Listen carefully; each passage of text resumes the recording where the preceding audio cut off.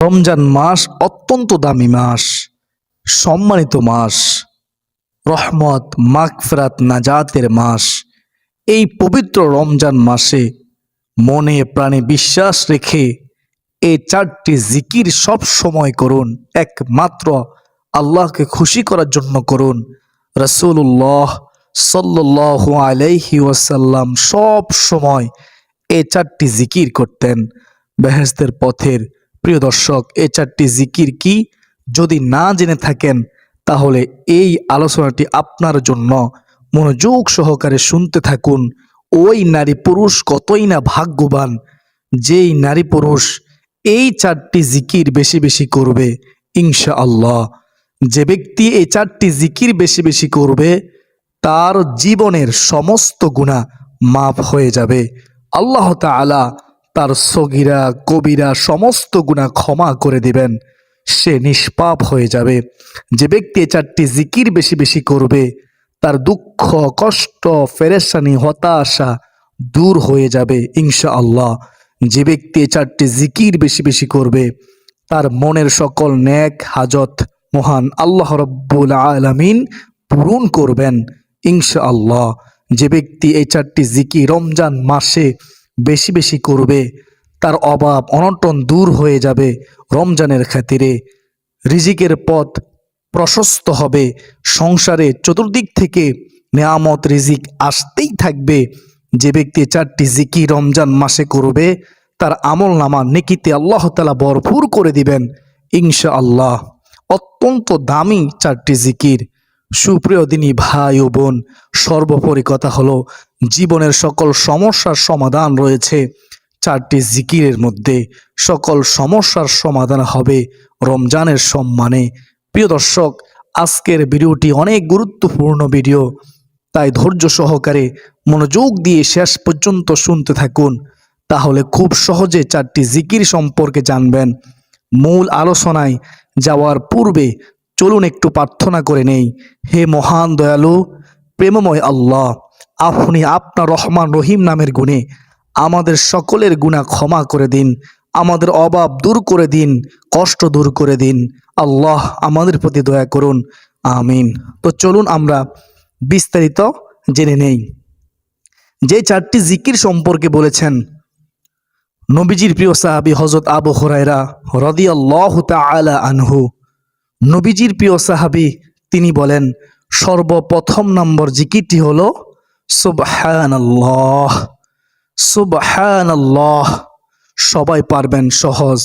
সুবহানাল্লাহ। প্রিয় দর্শক, আপনি কি জানেন যে সুবহানাল্লাহ জিকিরের কত দাম, কত গুরুত্ব, কত সম্মান? আল্লাহ তাআলা বলেন, আমার কোনো বান্দা যদি একবার সুবহানাল্লাহ এর আওয়াজ দেয়, আমি আল্লাহ আসমান ও জমিনের মধ্যবর্তী যত ফাঁকা জায়গা রয়েছে, যত খালি জায়গা রয়েছে, আল্লাহ তাআলা কি বলেন শুনেন, শুনলে অবাক হয়ে যাবেন। আল্লাহ বলেন, সকল ফাঁকা জায়গাগুলোকে আমি আল্লাহ নেক দ্বারা পরিপূর্ণ করে দেই। সুবহানাল্লাহ। প্রিয় দর্শক, আপনি যদি চেয়ে থাকেন যে আপনার আমলনামায় এত পরিমাণ নেক দ্বারা পরিপূর্ণ হোক, তাহলে আপনার আমলনামায় নেক দান করুক যদি আপনি চান, তাহলে ইনশাআল্লাহ আজকের পর থেকে আপনি অবশ্যই অবশ্যই সুবহানাল্লাহ এই জিকিরটি বেশি বেশি পাঠ করার চেষ্টা করবেন ইনশাআল্লাহ আজ্জা ওয়াজাল্লাহ। সুবহানাল্লাহ জিকিরের দ্বিতীয় ফজিলত হলো, কেউ যদি একবার সুবহানাল্লাহ পাঠ করে, মহান আল্লাহ রাব্বুল আলামিন জান্নাতের মধ্যে একটি গাছ তার জন্য রোপণ করবেন। সুবহানাল্লাহ। ওই গাছের ছায়া এত লম্বা হয় যে একটি দ্রুতগামী ঘোড়া যদি 500 বছর পর্যন্ত দৌড়ায় তাহলেও ওই গাছের ছায়া অতিক্রম করতে পারবে না। সুবহানাল্লাহ, সুবহানাল্লাহ। প্রিয় দর্শক, মহান মালিকের দরবারে সবচেয়ে প্রিয় দামি বাক্যটি হচ্ছে সুবহানাল্লাহ। বলুন না সুবহানাল্লাহ, যার অর্থ হচ্ছে, চমৎকার অর্থ, আল্লাহ তাআলা পবিত্র। আল্লাহ তাআলা কি? আল্লাহ তাআলা হচ্ছেন পবিত্র আল্লাহ তাআলা এই পৃথিবীতে কেন বান্দা বান্দিকে পাঠিয়েছেন জানেন? তার একমাত্র কারণ হলো তার ইবাদতের জন্য, আল্লাহ তাআলার গোলামি করার জন্য। যে আল্লাহ তাআলার ইবাদত করবে তাকে আল্লাহ তাআলা খুব বেশি ভালোবাসেন। প্রিয় দর্শক, তাই আল্লাহ তাআলা ইবাদতকারীকে অনেক বেশি পছন্দ করেন। তাই আসুন আজকের পর থেকে আমরা সুবহানাল্লাহ সুবহানাল্লাহ এই জিকিরটি আমরা বেশি বেশি পরিমাণে পাঠ করার চেষ্টা করব ইনশাআল্লাহ। নবীজির সাহাবী হযরত আবু হুরায়রা রাদিয়াল্লাহু তাআলা আনহু তিনি বলেন, দ্বিতীয় নম্বর জিকির হলো আলহামদুলিল্লাহ। জিহিবায় উচ্চারণের সহজ, কিন্তু এই বাক্যটি আল্লাহ রব্বুল আলামিনের কাছে অনেক বেশি দামি। আলহামদুলিল্লাহ, আলহামদুলিল্লাহ শব্দের অর্থ, চমৎকার অর্থ খেয়াল করে শুনবেন। আল্লাহ তাআলার নিয়ামতের প্রশংসা করা। কার প্রশংসা করা? একমাত্র আল্লাহ তাআলার নিয়ামতের প্রশংসা করা। মহান মালিক রব্বুল আলামিন পবিত্র কোরআনুল কারীমে বলেন, হে নবী, আপনি আপনার সকল উম্মতদেরকে জানিয়ে দিন, আপনার সকল উম্মতদেরকে বলে দিন, যেই উম্মত অর্থাৎ যেই বান্দা আমি আল্লাহর নিয়ামত পেয়ে নিয়ামতের শুকরিয়া আদায় করলো না, আমি আল্লাহ তার নিয়ামতকে আরো ছিনিয়ে নিয়ে যাই, কেড়ে নিয়ে যাই। নাউজুবিল্লাহি মিন জালিক। আপনি যখন শুকরিয়া আদায় করবেন না তখন তাহলে আল্লাহ তাআলা নিয়ামত কেড়ে নিবেন, এটা আল্লাহ তাআলার ওয়াদা। তো নিয়ামত যদি আপনি পেতে চান তাহলে শুকরিয়া আদায় করতে হবে। আর যে আমার নিয়ামত পেয়ে নিয়ামতের শুকরিয়া আদায় করলো, আমি আল্লাহ তার নিয়ামতকে আরো বৃদ্ধি করে দেই। বলেছেন কে? আল্লাহ। সুবহানাল্লাহ। দেখুন, এই পৃথিবীতে শুধু মানুষ ব্যতীত যত প্রাণীকুল মাখলুকাত আল্লাহ রব্বুল আলামিন সৃষ্টি করেছেন, সকল কিছুই আমাদের উপকারের জন্য, আমাদের কল্যাণের জন্য মহান আল্লাহ রব্বুল আলামিন সৃষ্টি করেছেন। এজন্য আমরা একটিবার হলো বলতে পারি আলহামদুলিল্লাহ। আলহামদুলিল্লাহ। আমরা যদি আল্লাহ তাআলার প্রশংসা বেশি বেশি পরিমাণে করি এই রমজান মাসে, আলহামদুলিল্লাহ জিকিরটা আমরা যদি সব সময় এই রমজান মাসে করতে পারি, ইনশাআল্লাহ মহান আল্লাহ রব্বুল আলামিন আমাদেরকে উত্তম যা খায়ের কল্যাণ দান করবেন ইনশাআল্লাহ। বেহেশতের পথের প্রিয় দর্শক, নবীজির সাহাবী হযরত আবু হুরায়রা রাদিয়াল্লাহু তাআলা আনহু আরো বলেন, তৃতীয় নম্বর জিকিরটি হচ্ছে লা ইলাহা ইল্লাল্লাহ। সহজ তাই না? একেবারে সহজ, কিন্তু অনেক দামি সর্বোত্তম জিকির লা ইলাহা ইল্লাল্লাহ। কোনো ব্যক্তি যদি দুনিয়াতে একবার বসে লা ইলাহা ইল্লাল্লাহ এর আওয়াজ দেয়, ওই আওয়াজটুকু সাথে সাথে মহান আল্লাহ তাআলার আরশে আজিমের সাথে গিয়ে ধাক্কা লাগে। সুবহানাল্লাহি ওয়া বিহামদিহি সুবহানাল্লাহিল আযীম। আল্লাহ রাব্বুল আলামিনের আরশে আজিমের নিকট একটি নূরের খুঁটি রয়েছে, সেই খুঁটিটুকু তখন কাঁপতে থাকে, দুলতে থাকে। ওই খুঁটি তখন দুলতে থাকে। সুবহানাল্লাহ। তখন আল্লাহ রাব্বুল আলামিন বলেন, ওই খুঁটি তুমি কেন কাঁপো? ওই খুঁটিটুকু তখন বলতে থাকে, হে মহান রব্বুল আলামিন, দুনিয়াতে আপনার একজন বান্দা, আপনার একজন বান্দি লা ইলাহা ইল্লাল্লাহ এর আওয়াজ দিয়েছে, তাই আমি কাঁপতেছি, তাই আমি দুলতেছি, আমি নড়তেছি। সুবহানাল্লাহ। তখন আল্লাহ রব্বুল আলামিন বলেন, তুমি কাফা বন্ধ করে দাও। তখন সেই খুঁটি বলল, হে আল্লাহ, আমি কাফা থামাতে পারবো না যতক্ষণ না পর্যন্ত আপনি তাকে মাফ করবেন, যতক্ষণ না পর্যন্ত আপনি তাকে ক্ষমা করবেন। আমি খুঁটি ততক্ষণ পর্যন্ত আমি শুধু কাঁপতেই থাকব। তখন মহান আল্লাহ রব্বুল আলামিন ওই বান্দা অথবা বান্দিকে, যেই বান্দা বান্দি লা ইলাহা ইল্লাল্লাহ পড়েছে, তাকে ক্ষমা করে দেয়। সুবহানাল্লাহ। বেহেশতের পথের ইউটিউব চ্যানেলে সুপ্রিয় দর্শক, লা ইলাহা ইল্লাল্লাহ সম্পর্কে গুরুত্বপূর্ণ কয়েকটি হাদিস শুনলে অবাক হয়ে যাবেন। লা ইলাহা ইল্লাল্লাহ জিকির কখনো ছাড়বেন না ইনশাআল্লাহ। হযরত জাবির ইবনে আব্দুল্লাহ তিনি বর্ণনা করেন, রাসূলুল্লাহ সাল্লাল্লাহু আলাইহি ওয়াসাল্লাম বলেছেন, রহমাতুল লিল আলামিন নবীজি বলেছেন, সর্বোত্তম জিকির হচ্ছে লা ইলাহা ইল্লাল্লাহ এবং সর্বোত্তম দোয়া হচ্ছে আলহামদুলিল্লাহ। তিরমিজি শরীফের হাদিস। তাহলে আমরা জানতে পারলাম সর্বোত্তম দোয়া কি আলহামদুলিল্লাহ এবং সর্বোত্তম জিকির কি লা ইলাহা ইল্লাল্লাহ। হযরত মুআজ রাদিয়াল্লাহু তাআলা আনহু থেকে বর্ণিত, রাসূলুল্লাহ সাল্লাল্লাহু আলাইহি ওয়াসাল্লাম বলেছেন, যে ব্যক্তি খালেস অন্তরে একনিষ্ঠতার সঙ্গে লা ইলাহা ইল্লাল্লাহ বলবে সে জান্নাতে প্রবেশ করবে। কোথায় প্রবেশ করবে? জান্নাতে প্রবেশ করবে। সে হাসতে হাসতে সেদিন জান্নাতে এসে প্রবেশ করবে। সুবহানাল্লাহ। মুসনাদে আহমদ শরীফের হাদিস। এর চেয়ে সুসংবাদ আর কি হতে পারে?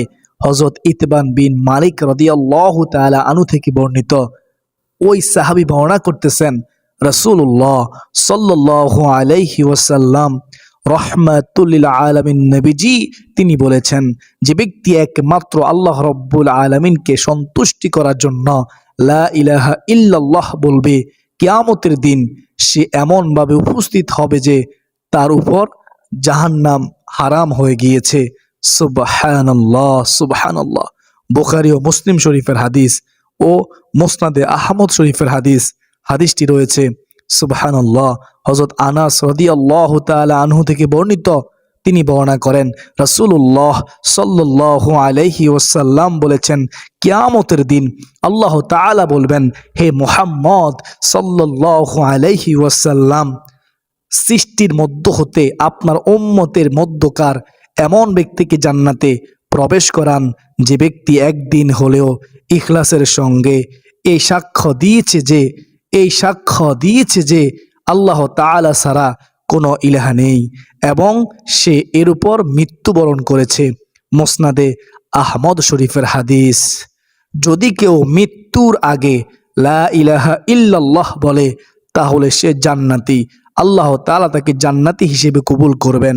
সুবহানাল্লাহি ওয়া বিহামদিহি সুবহানাল্লাহিল আযীম ওয়া বিহামদিহি আস্তাগফিরুল্লাহ। যে ব্যক্তি সব সময় লা ইলাহা ইল্লাল্লাহ জিকির করবে আল্লাহ তাআলা তাকে ঈমানের সাথে মৃত্যু নসিব করাবেন। সুবহানাল্লাহ। আল্লাহু আকবার। আমরা দোয়া করি, ওগো মালিক আল্লাহ, তুমি আমাদের মৃত্যু কালিমার সাথে কবুল করো, ঈমানের সাথে কবুল করো। সকলে বলি আল্লাহুম্মা আমিন।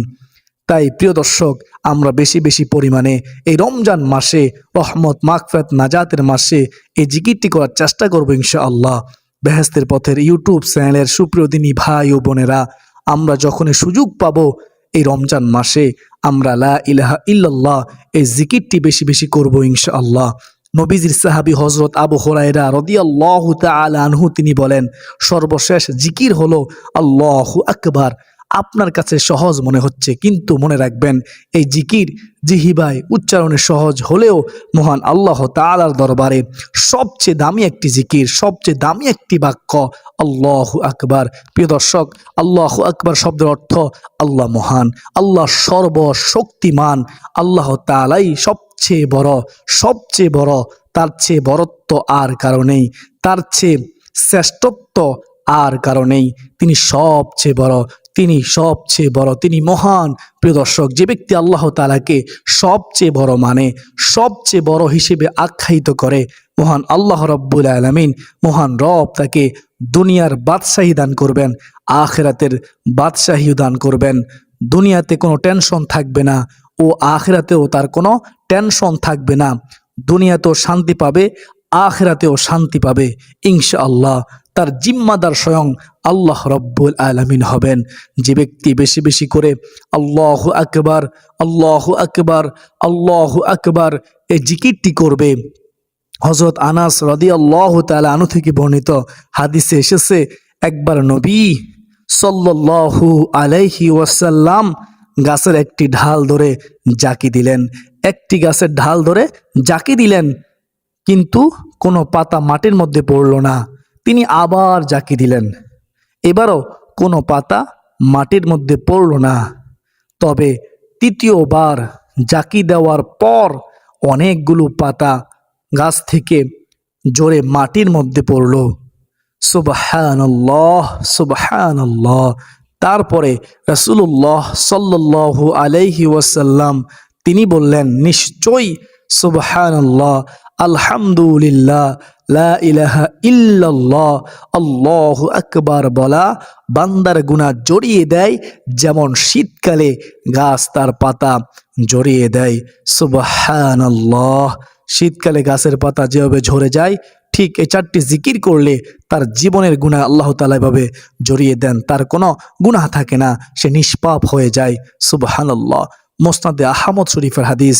তো আমরা বেশি বেশি পরিমাণে সুবহানাল্লাহ, আলহামদুলিল্লাহ, লা ইলাহা ইল্লাল্লাহ এবং আল্লাহু আকবার এই 4টি জিকির আমরা এই রমজান মাসে রহমত, মাগফিরাত, নাজাতের মাসে করার চেষ্টা করব, নিজেও করব এবং অপরকেও এই ভিডিওটি শেয়ার করে দিয়ে তাকেও শিকার সুযোগ করে দিব, তাকেও আমল করার সুযোগ করে দিব ইনশাআল্লাহ বেহেশতের পথের প্রিয় দর্শক। তাই আজকের পর থেকে আমরা এই 4টি জিকিরকে ছাড়বো না, বেশি বেশি পাঠ করার চেষ্টা করব, নিজের জীবনে বাস্তবায়ন করব ইনশাআল্লাহ। আল্লাহ তাআলা আমাকে, আপনাকে, আমাদের সবাইকে সব সময় বেশি বেশি করে, বিশেষ করে রমজান মাসে 4টি জিকির সুবহানাল্লাহ, আলহামদুলিল্লাহ, ওয়া লা ইলাহা ইল্লাল্লাহু, আল্লাহু আকবার এই জিকিরগুলো করার তৌফিক দান করুন। সকলে বলি আল্লাহুম্মা আমিন। প্রিয় দিনদার মুসলমান ভাই ও বোনেরা, বেহেশতের পথের প্রিয় দর্শক, আল্লাহ রাব্বুল আলামিন আমাকে, আপনাকে সুস্থ শরীরে রমজানে রোজা রাখার তৌফিক দান করুন, রাতের বেলায় তারাবি নামাজ পড়ার তৌফিক দান করুন, রমজান মাসে রমজানের হক, রমজানের আদব আদায় করার তৌফিক দান করুন, রমজানকে সম্মান করার তৌফিক দান করুন, রমজান মাসে বেশি বেশি নেক আমল করার তৌফিক দান করুন, জিকির করার তৌফিক দান করুন। সকলে বলি আল্লাহুম্মা আমিন। তো আজকে এ পর্যন্তই, সকলে সুস্বাস্থ্য কামনা করে বিদায় নিচ্ছি। আবার দেখা হবে অন্য কোনো দিন, অন্য কোনো গুরুত্বপূর্ণ আলোচনা নিয়ে ইনশাআল্লাহ। ওয়া মা আলাইনা ইল্লাল বালাগ। আসসালামু আলাইকুম ওয়া রাহমাতুল্লাহি ওয়া বারাকাতুহু।